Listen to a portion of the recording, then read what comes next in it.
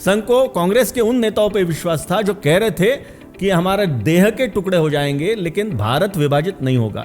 नेहरू जी ने इस देश की सीमाओं में बहुत सारी चीजें हो सकती थी, जो भी देश के हित में निर्णय हो सकते थे वे निर्णय नहीं लिए। लॉर्ड माउंटबेटन के प्रभाव में आकर नेहरू जी ने अनेक निर्णय लिए। गांधी जी ने नेहरू के जो भी फैसले थे, जो भी निर्णय थे, उनको गांधी जी ने समर्थन दिया है। Gandhi to spend rest of his days in Pakistan.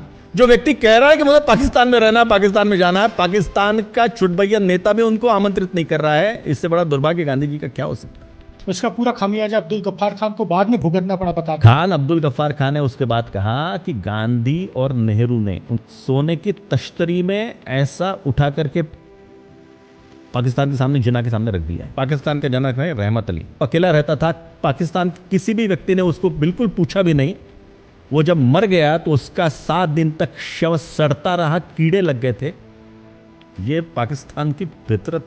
अगर गांधी जी महाराजा हरि सिंह को कहते कि भारत में विलय कर दो तो शायद महाराजा हरि सिंह उसी समय मान लेते। विभाजन यानी 15 लाख लोगों की मौत नहीं है, 15 लाख लोगों की विभत्स और दुर्भाग्यपूर्ण ऐसी मृत्यु नहीं है। विभाजन हुआ उस समय संघ की आयु 22 वर्ष की थी। संघ को भी विश्वास महात्मा जी पे था। महात्मा गांधी ने वहां पर सिख और हिंदू कम्युनिटी के लोगों को कहा था। गांधी जी का उत्तर था कि अगर लाहौर मर रहा है तो आप भी बड़े धीरता के साथ मृत्यु का वर्ण कीजिए। अगर आप भीरुता के साथ डर कर अगर मृत्यु का वर्ण करेंगे तो मुझे अच्छा नहीं लगेगा। अगर ये लोग भागे अंग्रेज तो उसमें जबलपुर के आंदोलन के कारण भागे, ये इतिहास में आता नहीं दुर्भाग्य से। 20 से 22 वर्ष तक एक प्रकार से मैंने इस पुस्तक पे काम किया। इस पुस्तक के लिए तथ्य खोजे और तथ्यों को सत्यापित करने के लिए बहुत प्रयास किया। मैं बड़ी विनम्रता के साथ सभी को कहता हूं कि वे 15 दिन इस पुस्तक में जो भी लिखा है, वे सारे शब्द, सारे वाक्य, वह सब कुछ, सारी घटनाएं, यह सब कुछ सत्य है।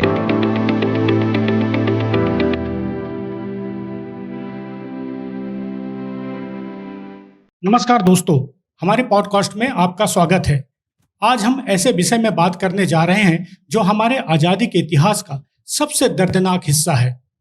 15 अगस्त 1947 को हमें आज़ादी मिली, लेकिन 15 अगस्त से पहले यानी 1 अगस्त से लेकर 15 अगस्त के बीच में क्या कुछ बीता हमारे देश में।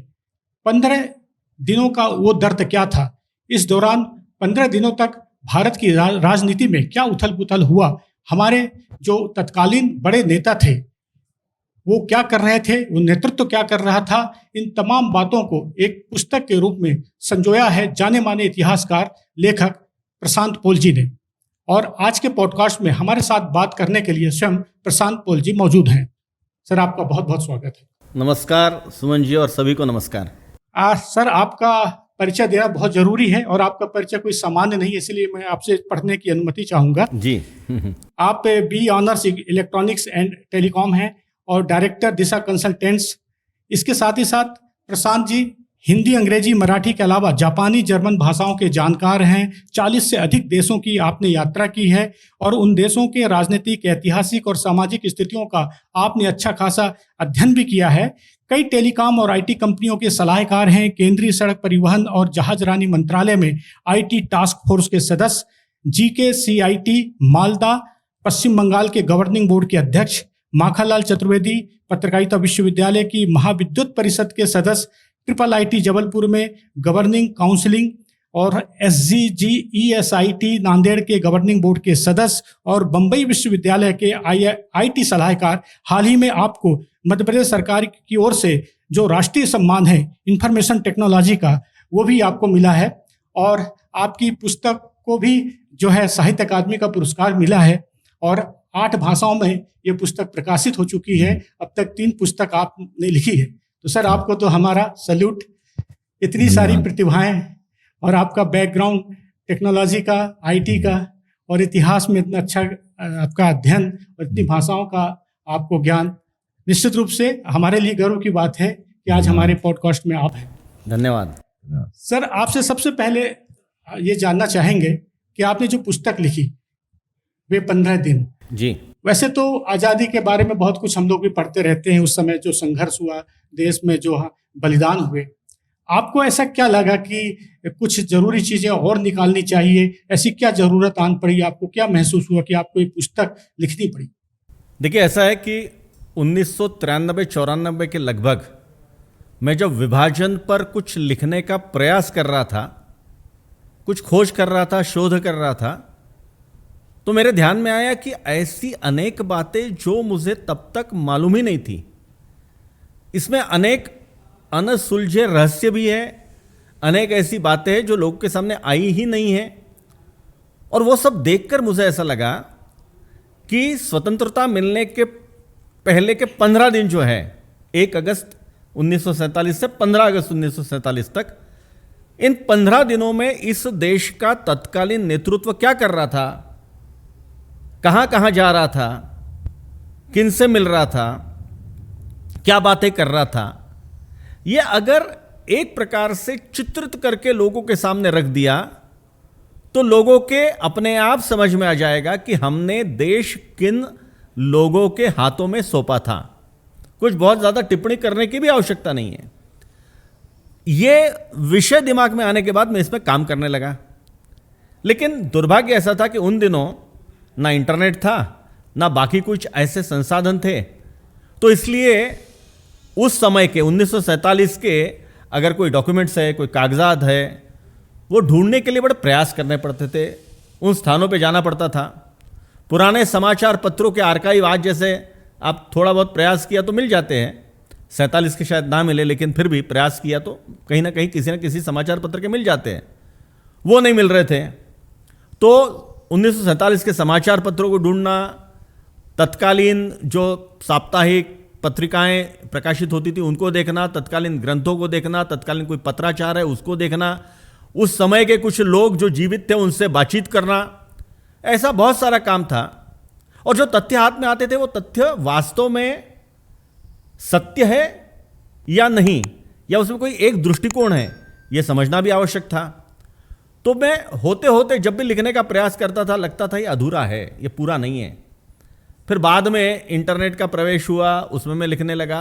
होते होते ये पुस्तक की रचना हुई 2015 में, मतलब लगभग 93-94 से लेकर तो 2015, मतलब 20 से 22 वर्ष तक एक प्रकार से मैंने इस पुस्तक पे काम किया। इस पुस्तक के लिए तथ्य खोजे और तथ्यों को सत्यापित करने के लिए बहुत प्रयास किया। मैंने क्रॉस चेक किया, हर तथ्य को क्रॉस चेक किया। इसलिए मैं बड़ी विनम्रता के साथ सभी को कहता हूं कि वे 15 दिन इस पुस्तक में जो जो भी लिखा है, वे सारे शब्द, सारे वाक्य, वह सब कुछ, सारी घटनाएं, यह सब कुछ सत्य है। इसमें कुछ भी फिक्शन नहीं है या किसी के मन का कोई विचार है वो नहीं है। जो है, जो घटित हुआ वो सामने रखा। इतना सरल है इसमें। मैं पुस्तक पढ़ रहा था तो मुझे एक बात बड़ी रोचक जानकारी मिली जी। कि उस समय जब सिंध जो पाकिस्तान में है, जी जी, वहां पर सभा होनी थी नेहरू जी की, बिल्कुल और सही। वहां धमकी मिली थी मुस्लिम लीग से जी, और सुरक्षा के पॉइंट ऑफ व्यू से संघ के लोगों ने उनको सुरक्षा प्रदान की थी और सफल रही सभा। उसके बारे में बताएंगे क्या था? ये बड़ा इंटरेस्टिंग है। क्या है, उस समय संघ ये इतनी बड़ी ताकत उत्तर पश्चिम में था, उत्तर पश्चिम सीमाओं में था, ये कई लोग जानते ही नहीं। कई लोग और भी नहीं चीज जानते कि मुस्लिम नेशनल गार्ड नाम का कोई एक टेररिस्ट संगठन था जो मुस्लिम लीग का एक टेररिस्ट आउटफ्रंट था। यह बड़ा दुर्भाग्य है कि आज के लोग मुस्लिम नेशनल फ्रंट का नाम भी नहीं जानते। तो जब 1946 में प्रांतिक असेंबली के चुनाव हुए, प्रांतिक असेंबली मतलब उस समय 1945 में जिसे हम आज लोकसभा कहते हैं, सेंट्रल असेंबली उस समय कहते थे, उसके चुनाव 45 में, वो 46 की शुरुआत में या 46 में, 1946 में जो स्टेट असेंबलीज होती है उसके चुनाव हुए। तो सिंध प्रांत की स्टेट असेंबली के चुनाव के प्रचार के लिए नेहरू जी का हैदराबाद में आगमन होना था। हैदराबाद मतलब ये आज तेलंगाना वाला हैदराबाद नहीं, हैदराबाद मतलब सिंध का हैदराबाद। सिंध में कराची के बाद हैदराबाद ये दूसरे क्रमांक का बहुत बड़ा शहर था। तो वहां पे उनकी सभा तय हुई।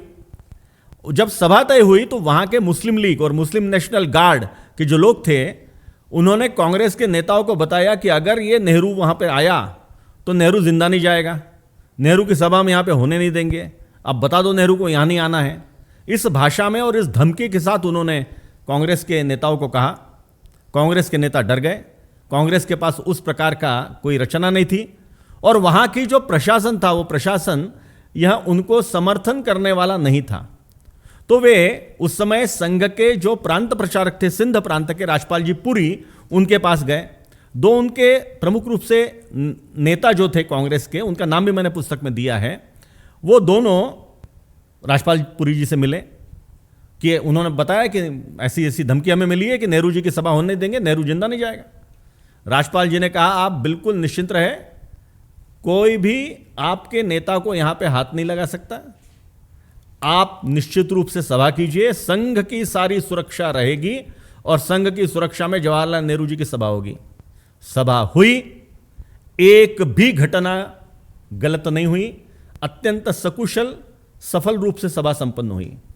अब आज के परिप्रेक्ष्य में आप देखिए कि संघ के एक प्रकार से प्रोटेक्शन में और नेहरू जी की सभा हैदराबाद में होती है, ये कहाँ किसको मालूम बहुत है? से लोगों को पता ही नहीं था, मालूम ही नहीं। और लोग तो ये भी कहते हैं कि संघ की भूमिका कुछ थी ही नहीं उस समय, उस दौर में, और ये भी कहते हैं कि संघ का कोई सहयोगी नहीं था। अब ये देखिए, जो मैं कहता हूं, जिसने मुझे इस पुस्तक लिखने की प्रेरणा दी उसमें ये सारी बातें शामिल हैं। किस परिप्रेक्ष्य में? तो ये जो कहा जाता है कि संघ की कोई भूमिका नहीं थी या संघ था ही नहीं, देखिए उस समय जब ये विभाजन हुआ उस समय संघ की आयु 22 वर्ष की थी, मतलब संघ प्रारंभ होकर 22 वर्ष हो गए थे। अब 22 वर्ष के संघ के इसमें फिर भी संघ की एक ताकत वहां पर सीमावर्ती क्षेत्रों में खड़ी हो गई थी और यह विभाजन संघ के लिए भी एक प्रकार से अचानक आया हुआ निर्णय था। संघ को भी इसकी आशंका नहीं थी, संघ को भी विश्वास महात्मा जी पे था। संघ को कांग्रेस के उन नेताओं पे विश्वास था जो कह रहे थे कि हमारे देह के टुकड़े हो जाएंगे लेकिन भारत विभाजित नहीं होगा। इतनी प्रखर भूमिका लेकर जो खड़े थे उन पर संघ ने कुछ अंश मतलब उसमें विश्वास किया था।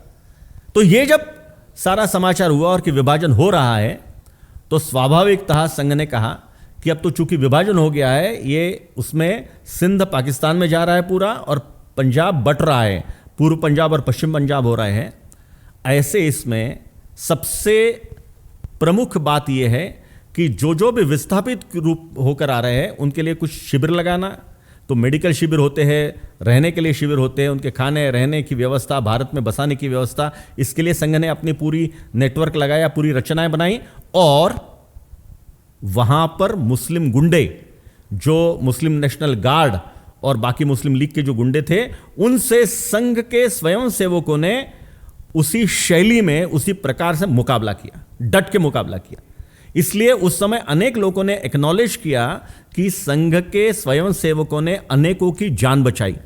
दो छोटी छोटी बातें मैं यहां बताना चाहता हूं चूंकि विषय निकला इसलिए।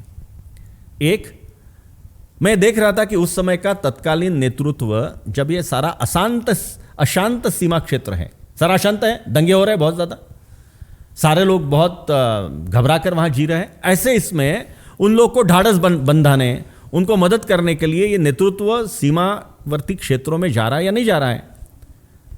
तो मैं आपको बताऊं, मुझे बड़ा खराब लगा यह सारा देखकर कि वहां पर मात्र गांधी जी 1.5 दिन के लिए, आज जो पाकिस्तान हम कहते हैं, वहां पर गए थे और उस समय के तत्कालीन कांग्रेस के अध्यक्ष थे आचार्य कृपलानी। तो आचार्य कृपलानी जी का गृहनगर ही कराची था, तो इसलिए वो और उनकी पत्नी 2-3 बार कराची में गए। उनको छोड़कर कांग्रेस का कोई बड़ा नेता सीमावर्ती क्षेत्रों में घूम रहा है, लोग को आश्वस्त कर रहा है, मदद कर रहा है, ऐसा कोई चित्र नहीं था। वो त्रासदी की बात करें तो उसमें यह भी आपने जिक्र किया कि कितने लोग मारे गए थे, कितने लोग विस्थापित हुए थे। पूरा आंकड़ा तो मिलना कठिन है, लेकिन जो भी आंकड़े मिलते हैं अगर सत्यता के आधार पर जांचे तो कम से कम 1.5 मिलियन यानी 15 लाख लोग मारे गए, यह निश्चित है। उसमें अधिकतर हिंदू है, हिंदू और सिख, मतलब हिंदू और सिख ज्यादातर मारे गए हैं और लगभग 1.25 से 1.5 करोड़ लोग विस्थापित हुए हैं। और उसमें भी आपने अगर देखा होगा तो पाकिस्तान से आने वाले हिंदू सिख परिवार ही ज्यादा है, भारत से गए हुए जो मुस्लिम परिवार है उनकी संख्या तुलना में बहुत कम है। और जो भारत से गए वे भगाए नहीं गए, यह बहुत महत्वपूर्ण है। जो पाकिस्तान से आए वो भगाए गए हैं। भारत से जो आए वो अपना देश समझ करके, जो मुजाहिदीन जिसको कहते हैं कराची और उसमें, वो अपना देश, अपना मुस्लिमों का देश समझ के पाकिस्तान गए। बहुत बड़ा अंतर है इसमें। इसलिए जो विस्थापित है उनको भी हमें डिफरेंशिएट करना पड़ेगा कि जो खुद होकर कौन गए और विस्थापित होकर विवशतावश मजबूरन कौन लोग यहां पर आए, यह भी हमें सोचना होगा। अच्छा, एक लाहौर में जब महात्मा गांधी ने वहाँ पर सिख और हिंदू कम्युनिटी के लोगों को कहा था कि अगर लाहौर मरणासन है तो आप भी उदात्त मन से मृत्यु का वर्ण कीजिए, वो उसको थोड़ा उसके बारे में बताएंगे। 6 अगस्त को गांधी जी कुछ समय के लिए लाहौर में थे। लाहौर में कांग्रेस कार्यकर्ताओं की एक बैठक उन्होंने ली। अब कांग्रेस के कार्यकर्ता उस समय तो ज़्यादा बचे नहीं थे, जो थे उसमें कुछ हिंदू सिख लोग वहाँ पर आए थे। एक सिख बंधु ने वहाँ पर प्रश्न पूछा कि लाहौर तो लगभग मर रहा है, मतलब हमें लाहौर में जीना कठिन हो गया है, बाहर निकल नहीं सकते, हमारी माँ बहनों की तो कोई मतलब ऐसी परिस्थिति नहीं कि वो बाहर निकले, वो कैसे जीवंत रहेगी उसकी हमें चिंता है, तो हम क्या करें। गांधी जी का उत्तर था कि अगर लाहौर मर रहा है तो आप भी बड़े धीरता के साथ मृत्यु का वरण कीजिए। अगर आप भीरुता के साथ डर कर अगर मृत्यु का वरण करेंगे तो मुझे अच्छा नहीं लगेगा। यह सुनकर बाद में एक व्यक्ति जो जीवित भारत में आए, उन्होंने लिखा है कि जैसे हमारे कानों में किसी ने तपता हुआ लोहा डाला ऐसा लगा। गांधी और नेहरू के जो फैसले थे, आपको लगता है कि उसकी कीमत आज भी भारत चुका रहा है? देखिए, ऐसा है, मूलतः इस देश का नेतृत्व उसमें कौन कर रहा था? तो नेहरू कर रहे थे। गांधी जी देश का नेतृत्व यानी सरकारी तौर पर नेतृत्व नहीं कर रहे थे।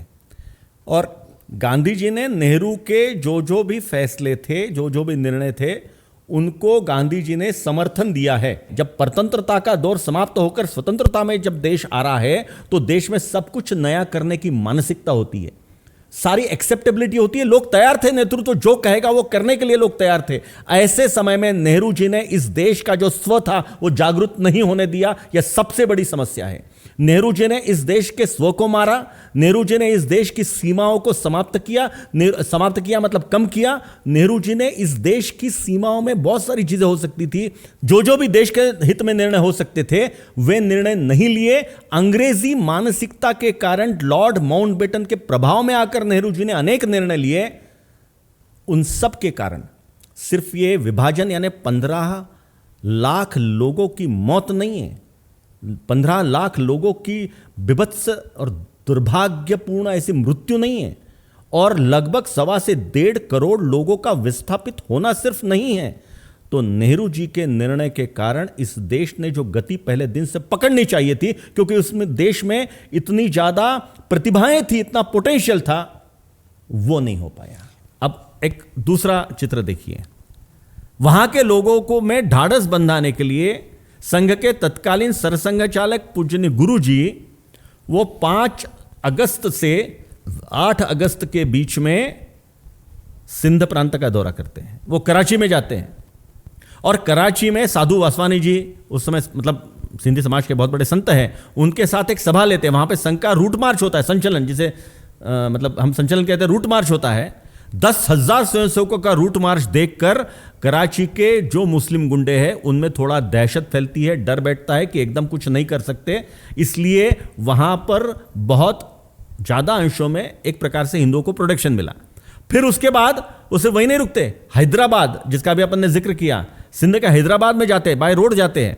उनको बहुत ज्यादा डर है क्योंकि सारे मुस्लिम गुंडे ये गुरुजी पे अटैक करने के इसमें हैं, इसलिए बड़ी सुरक्षा के साथ वो जाते हैं। और वहां पर भी संचलन होता है, वहां पर भी सभा होती है, वहां पर भी गुरुजी सबको बताते हैं कि राजा दाहिर के वंशज हैं हम, हिम्मत के साथ हम लड़ेंगे। ठीक है, आज परिस्थितिवश हमें शायद वापस जाने के लिए आवश्यकता हो रही है, रिट्रीट जिसे हम कहते हैं वो आज हम लेंगे, लेकिन आज नहीं कल, कल नहीं परसों, परसों नहीं नरसों, निश्चित रूप से हम इस भूमि पे, हमारी जो मातृभूमि है, इस पर हम फिर से आएंगे। अब ये चित्र देखिए आप कि ये ढाढ़स बंधा रहे। और जो मैं दूसरी एक बात कहना चाहता हूं वो तो इससे भी बढ़कर है। आज हम महिला सक्षमीकरण की बातें करते हैं, वुमेन एम्पावरमेंट की बात करते हैं। आप सोचिए 14 अगस्त 1947 जिस दिन कराची में पाकिस्तान का फॉर्मेशन हो रहा है और कराची में बहुत बड़ा कार्यक्रम हो रहा है, जिस दिन जिन्ना अपने राष्ट्रपति पद की शपथ ले रहे हैं और नया पाकिस्तान बनने की घोषणा कर रहे हैं और लॉर्ड माउंटबेटन के साथ उनकी एक बड़ी शोभा यात्रा निकल रही कराची के सड़कों में, उसी कराची में उसी दिन राष्ट्र सेविका समिति की जो तत्कालीन प्रमुख संचालिका थी मौसी जी केलकर, वो मौसी जी केलकर हिम्मत के साथ कराची में जा रही है और उसी कराची में 800 सेविकाओं की एक बैठक ले रही है और उनको कह रही है कि हिम्मत नहीं हारना, संगठन में ताकत होती है, संगठन में शक्ति होती है, हम बड़े सकुशल वापस आएंगे, प्रतिरोध करना, अपने शील अपने चारित्र को बचाते हुए प्रतिरोध करना, संगठित है हम लोग, संगठित होने के साथ हम लोग सेफ रिट्रीट लेंगे, बराबर वापस आएंगे, सारी रचना सारी योजना यहां पर बन रही है। कितनी बड़ी हिम्मत है, कितनी बड़ी बात है, यह आज तक कोई बताता ही नहीं, ये सामने नहीं आती, ये सामने आनी चाहिए। इसकी वजह क्या लगती है आपको? 2-3 बातें मुझे लगता है। एक तो बात ऐसी है कि स्वतंत्रता के 1 वर्ष, स्वतंत्रता मिलने के 1 वर्ष के अंदर महात्मा गांधी जी की हत्या हुई। जो हत्यारा था वो कभी तो भी संघ की शाखा में गया होगा, इसलिए उसको संघ का मानकर संघ पर झूठा प्रतिबंध लगाया और जो बाद में कोर्ट ने और सभी इसने बाइज्जत उनको बरी किया, कोई संघ के प्रतिबंध का कोई सवाल ही नहीं था, प्रतिबंध हटाया गया। लेकिन उसके कारण जो एक नरेटिव बना कि गलत नरेटिव था कि महात्मा गांधी जी के खूनी है वगैरह वगैरह वगैरह, इन सब के कारण संघ यानी कोई तो भी एक गलत संस्था, इस प्रकार का नरेटिव बनाया गया और उसके कारण जो एक स्व का विचार था, जो एक देश को मजबूत बनाने की बात कर रहा था जो संगठन, उसी को दबाया गया, उसके कारण ये सारे तथ्य दबाए गए। सर, नाथूराम गोडसे की बात चली तो मैंने देखा कि कुछ भाजपा के हों चाहे संघ के लोग अक्सर उनका बचाव करते हैं, ये क्यों फिर? नहीं, देखिए, ये कौन बचाव करता है मुझे नहीं मालूम, लेकिन अत्यंत स्पष्ट रूप से ये बात स्पष्ट है। पहला तो नाथूराम गोडसे का संघ का कोई संबंध नहीं है, ये विषय भी आने की कोई आवश्यकता नहीं है, क्योंकि वो तो कई बार यह सिद्ध हो चुका है कि उसका कोई संघ से संबंध नहीं था, पहली बात। दूसरी बात, संघ और समस्त हिंदू समाज यहां इस प्रकार के किसी भी वृद्ध व्यक्ति के हत्या का समर्थन करता नहीं, कर ही नहीं सकता। यह हिंदू धर्म का मूल मंत्र ही नहीं है, मूलाधार ही नहीं है, तो हत्या का समर्थन करना यह तो कोई हो ही नहीं सकता। विचारों का अगर प्रतिरोध करना है तो विचारों से होगा, और अगर कुछ भी करना है तो विचारों से ही हम उसका प्रतिरोध करते हैं। यह हमारी भूमिका रही है, हमेशा रही है।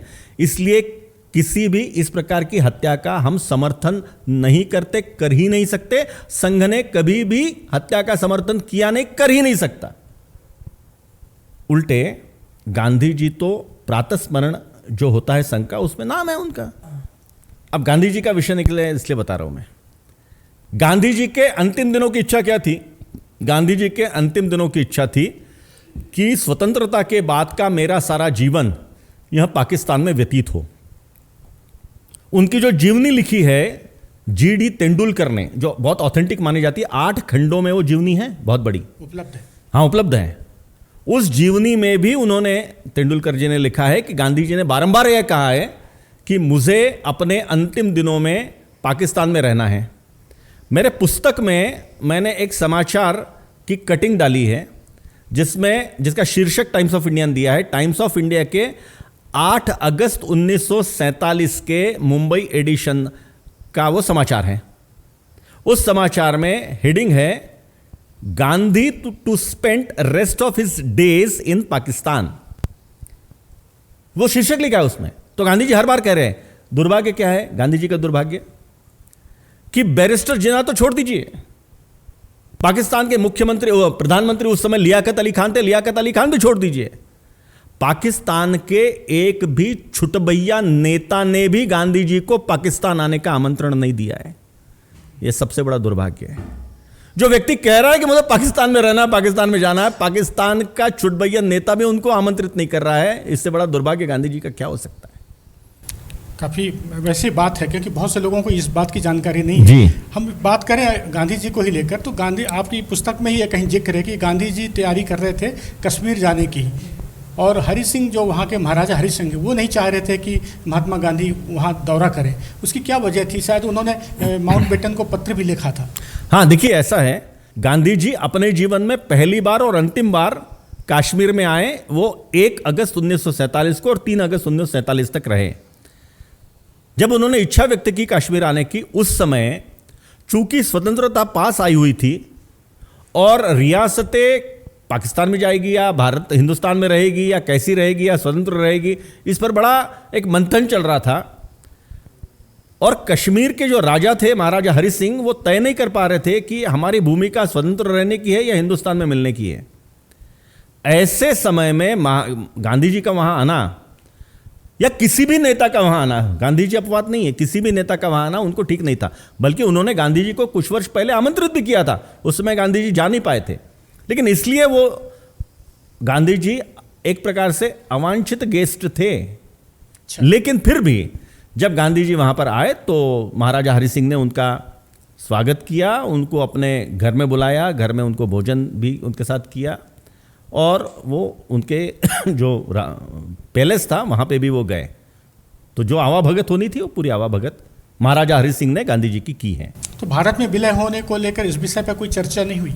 हाँ, अब ऐसा है, इतिहास ये कहता है कि अगर मान लीजिए गांधी जी उस समय महाराजा हरि सिंह को ये कहते, ये इफ और बट की बात है, लेकिन अगर गांधी जी महाराजा हरि सिंह को कहते कि भारत में विलय कर दो, तो शायद महाराजा हरि सिंह उसी समय मान लेते।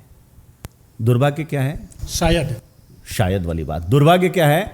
गांधी जी की भूमिका यह थी कि मैं तो दोनों देशों का प्रतिनिधित्व हूं, मैं पाकिस्तान के भी लोग मुझे मानते हैं, हिंदुस्तान के भी लोग मुझे मानते हैं, इसलिए मैं महाराजा हरि सिंह को यह नहीं कहूंगा कि आप भारत में जाए या पाकिस्तान में विलय करें।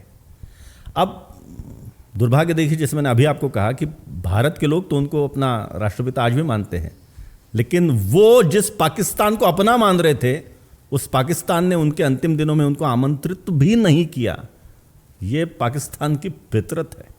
पाकिस्तान की फितरत का विषय निकला, इसलिए एक बार और बताता हूं मैं, जो बड़ा इंटरेस्टिंग है। पाकिस्तान का जनक कौन है? पाकिस्तान का जनक है रहमत अली। रहमत अली ने सबसे पहले पाकिस्तान शब्द कॉइन किया। रहमत अली ने 1933 में जो गोलमेज परिषद लंदन में हुई, उसमें नाउ और नेवर नाम का एक पेम्पलेट निकाला, पत्रक निकाला, जिसमें उसने कहा कि मुस्लिम तो यहाँ पे बहुत ज़्यादा उसमें उनको बड़े अत्याचार हो रहे हैं, इसलिए अगर मुसलमानों को ठीक से स्वतंत्र रहना है तो अलग से राष्ट्र चाहिए, वगैरह वगैरह वगैरह। पाकिस्तान की कल्पना भी उसने की, उसने पंजाब होगा, ये होगा, लेकिन उसमें बंगाल की बात फिर भी नहीं थी। जब 1933 में जो भारत के लोग गोलमेज परिषद के लिए, राउंड टेबल कॉन्फ्रेंस के लिए लंदन में आए थे, सबको उसने जब वो पत्रक दिया, तो भारत के सभी नेताओं ने, आई अंडरलाइन, सभी नेताओं ने इंक्लूडिंग बैरिस्टर जिन्ना ने उस पत्रक को कचरे की टोकरी में डाल दिया। अरे ये कोई काम नहीं, इररिलेवेंट है, भारत अलग से राष्ट्र की बात कैसे क्या कर सकते।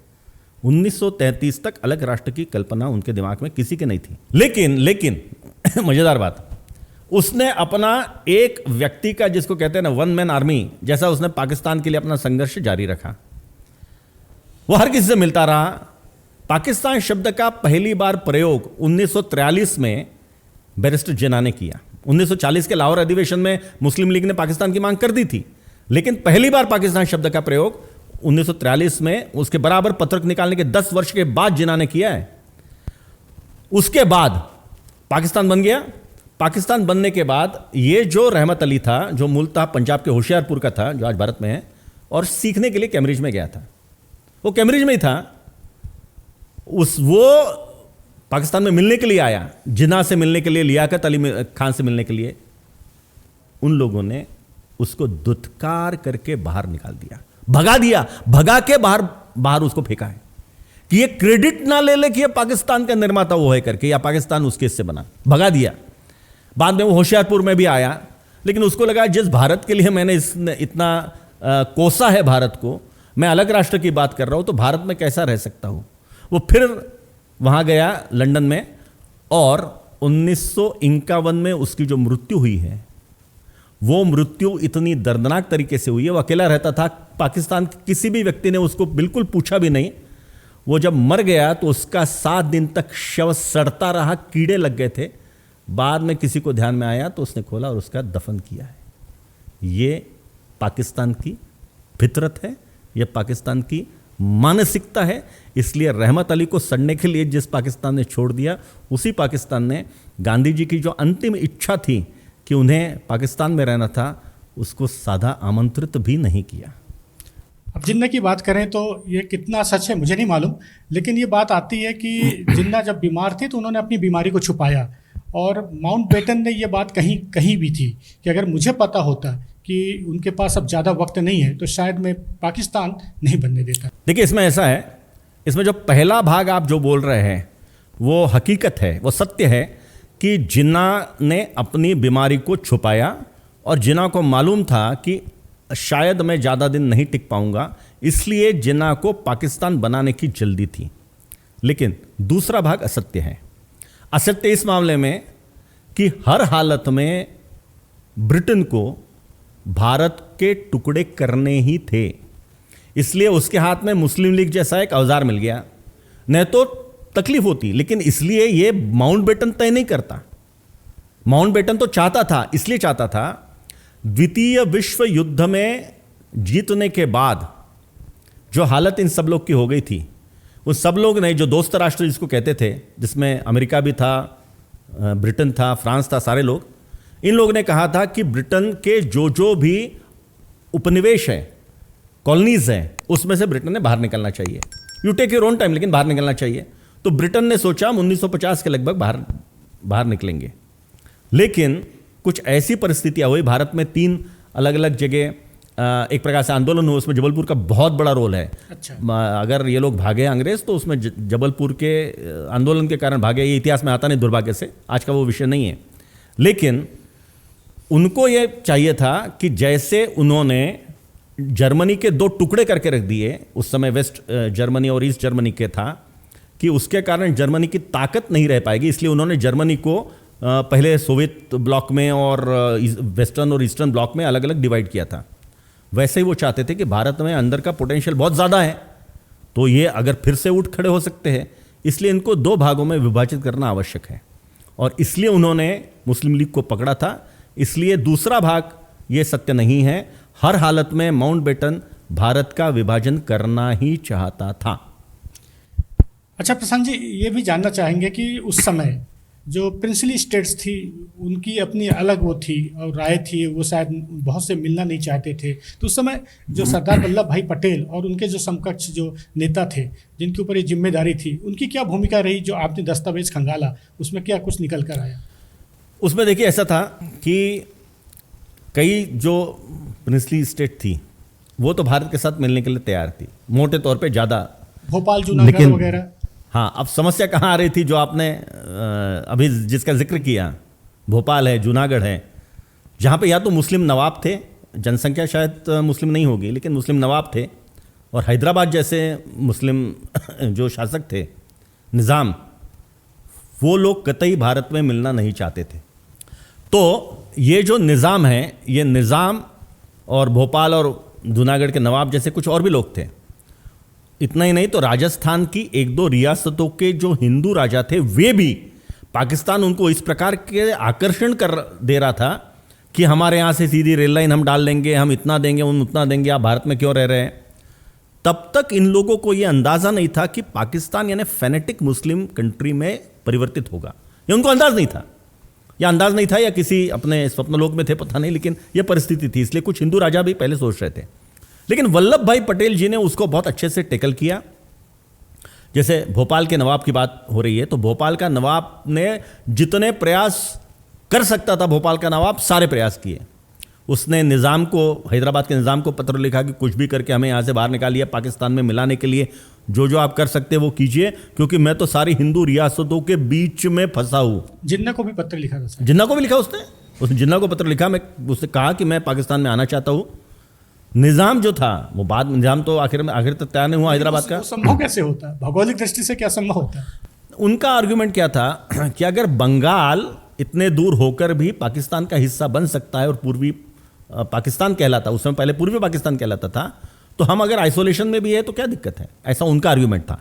जो मैं आपसे सहमत हूँ कि जो वास्तविक धरातल पर नहीं उतरता था, संभव नहीं था उनको, बाकी सारी जो आवागमन से लेकर बाकी सारी चीज़ें, वो संभव ही नहीं था अलग से रहना। इतना छोटा सा राष्ट्र अलग से रह नहीं सकता था।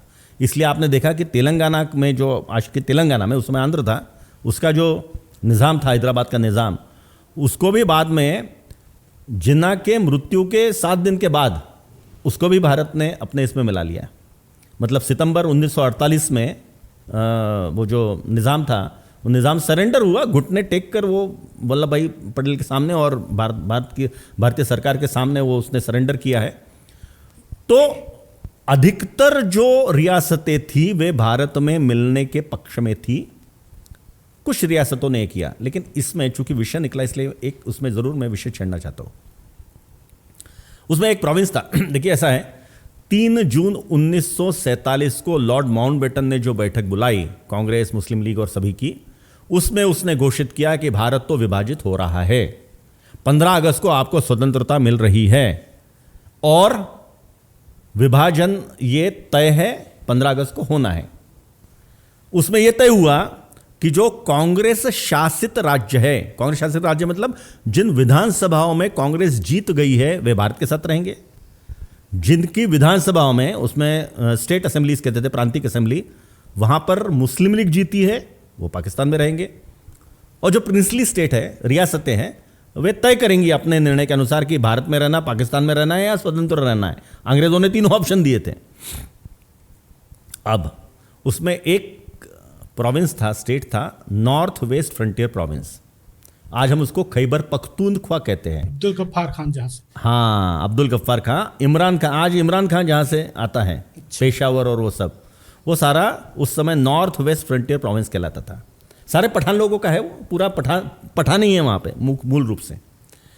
पठानों की खासियत यह है, विशेषता यह है कि पठानों का और पंजाबी मुसलमानों की कभी नहीं बनी है। आज भी देख रहे हैं हम, इमरान खान, उसकी कभी नहीं बनी है, पहले भी नहीं बनी, अभी भी नहीं बनी।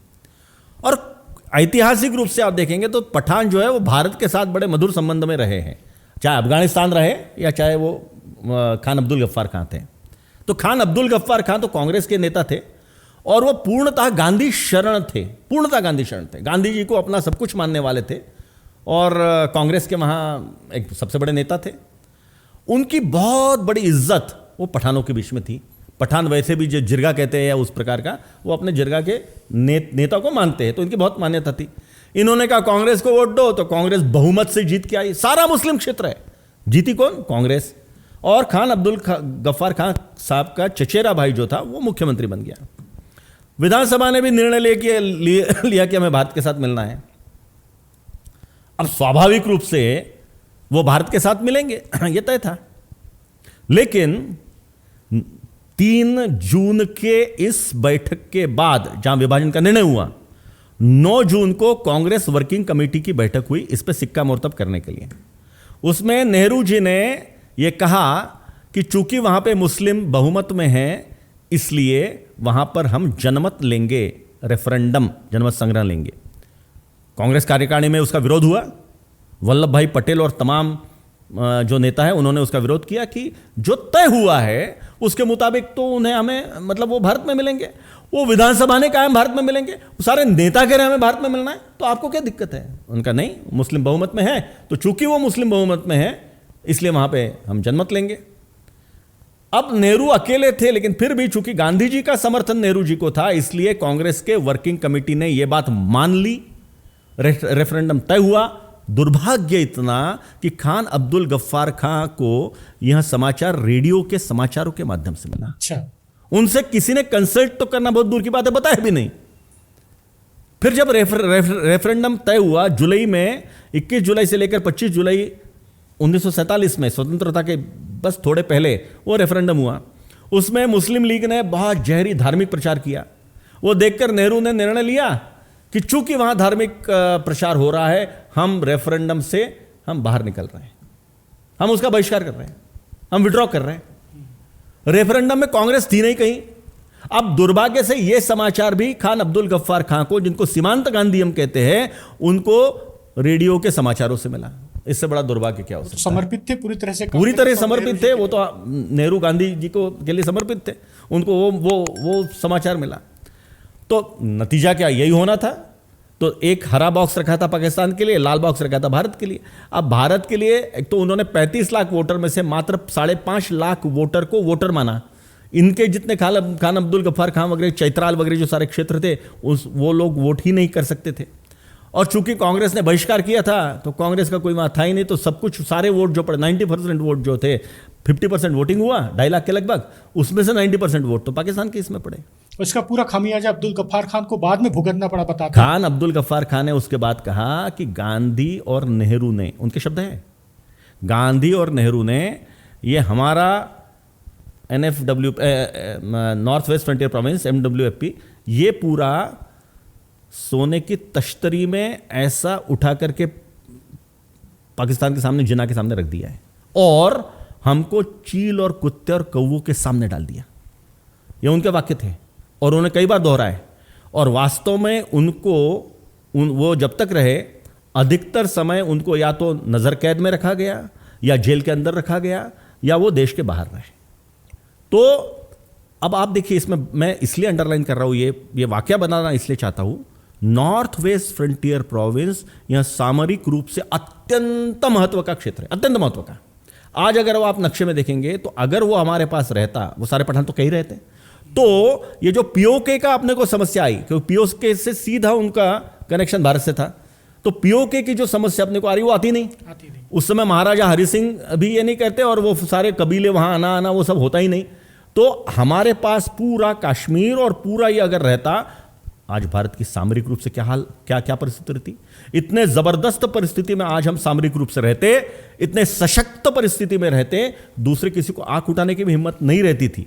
लेकिन दुर्भाग्य से नेहरू जी के हट्टाग्रह से, हट्ट आग्रह, एक दुराग्रह से, नेहरू जी के दुराग्रह से इतना महत्व का स्टेट बिना कारण के, बिना तर्क के, बिना लॉजिक से हमसे छिन गया। प्रशांत जी, एक महत्वपूर्ण बात यह भी है कि माउंटबेटन के कहने पर नेहरू जी ने स्वतंत्र भारत में यूनियन फ्लैग को फहराने की अनुमति दी थी, स्वीकृति दी थी। वो क्या है पूरा मामला? एक बहुत अच्छा प्रश्न आपने पूछा है। मेरे पुस्तक में उसका विस्तार से वर्णन किया है और ये वास्तव में ये सारी चीज़ें लोग के सामने लाना चाहिए कि नेहरू जी की मानसिकता क्या थी। देखिए, 4 अगस्त को लॉर्ड माउंटबेटन एक पत्र नेहरू जी को लिखते हैं, जिसमें माउंटबेटन ये कहते हैं कि स्वतंत्र होने के बाद जो हमारा यूनियन जैक है वो कुछ 13 दिनों की लिस्ट देते हैं। वो 13 दिनों की जो सूची है उसमें इंग्लैंड से रिलेटेड जो भी दिन हैं, उनके सेना के दिवस है, उनके राजा के जन्म दिवस है, उनके रानी का जन्म दिवस है, उनका सारे जो उनका राष्ट्रकुल जिसको हम कहते हैं उसका कुछ एक अलग से दिन है। ऐसे इंग्लैंड से संबंधित जो 13 दिन हैं उसमें वो कह रहे हैं कि उन दिनों में आप हमारा यूनियन जैक सारी सरकारी इमारतों पर फहराइए। अब देखिए, हम स्वतंत्र हो रहे हैं और वो कह रहे हैं कि यूनियन जैक फहराइए। इसका 6 अगस्त को नेहरू जी का उत्तर है, वो सारा रिकॉर्ड में है, आप भी देख सकते हैं। अगर आपने डॉक्यूमेंट्स की अगर पड़ताल की तो आपको भी वो मिल जाएगा। नेहरू जी उसमें उत्तर लिखते हैं लॉर्ड माउंटबेटन को कि इस वर्ष 15 अगस्त को चूंकि हम स्वतंत्र हो रहे हैं, उस दिन यूनियन जैक हमारी सरकारी इमारतों में फहराना शायद संभव नहीं होगा, लेकिन फिर भी जो लंदन का इंडिया हाउस है वहां पर हम यूनियन जैक भी फहराएंगे।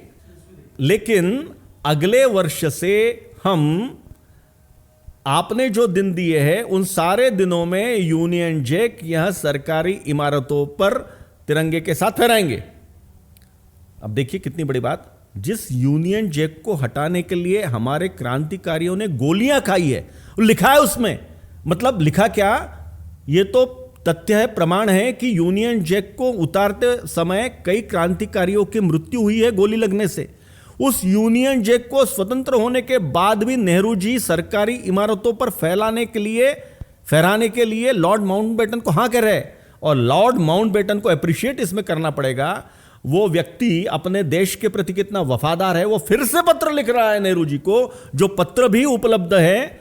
वो पत्र में माउंटबेटन लिख रहा है कि ठीक है नेहरू जी, आप 15 अगस्त को इस वर्ष यूनियन जैक नहीं फहरा सकते, लेकिन अगले वर्ष से 15 अगस्त को भी सरकारी इमारतों में आपके तिरंगे के साथ हमारा यूनियन जैक भी फहराइए।